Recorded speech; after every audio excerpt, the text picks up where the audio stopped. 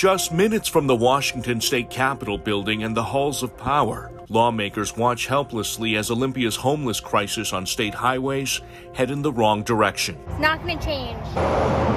Take a look at this disaster off Slater-Kinney Road. They're just letting them do what they want. Dozens of tents and structures are embedded on the right-of-way, with more and more homeless people moving in each day. They have to do something, make it illegal. Across the street, it's even bigger, with trash, debris, and needles scattered everywhere, spilling into the community. Get a dump truck and load them up. All of this is being allowed to flourish right next to several busy strip malls. They came in here like every night.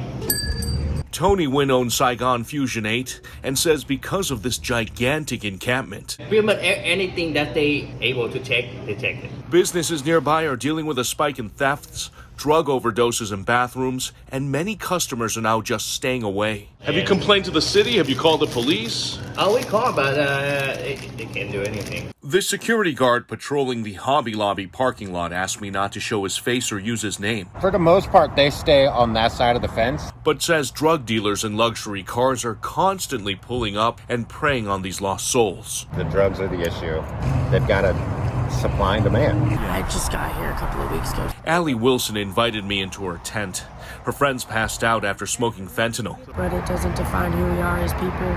Wilson says the homeless are not all criminals, but admits virtually everyone here is addicted to some type of hardcore substance. Aren't you concerned for your safety living out here like this? No, because most of the people out here are my family. We're all each other has. We want to close these homeless encampments. This American tragedy is unfolding in Governor Jay Inslee's backyard. His office referred me to WSDOT, but agency leaders declined an on-camera interview. Instead, they sent me a statement that reads in part, moving individuals from a site requires an offer of housing, and there currently are not enough available beds to offer. Olympia city manager, mayor, and council members didn't want to answer questions on camera either, but a spokesperson says they're working closely with the state to help place people into long-term housing, but no timeline on when all of this will happen. This isn't compassion to me.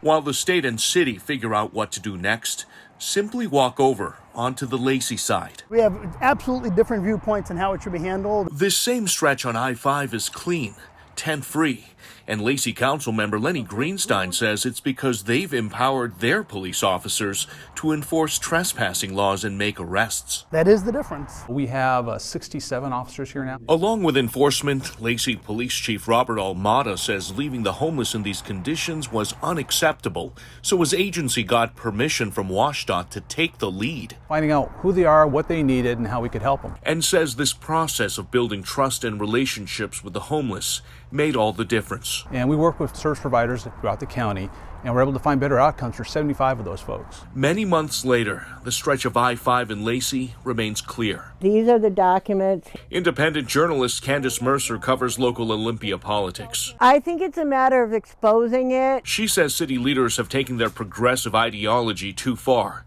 and are also allowing far-left activists to influence homelessness policies. They think it is more compassionate to let the people be in the camps. Or at least until everyone gets long-term housing like apartments rather than congregate shelters. It's magical thinking. And Mercer says until this changes, the state right-of-ways on her side will remain a mess. It's just out of control.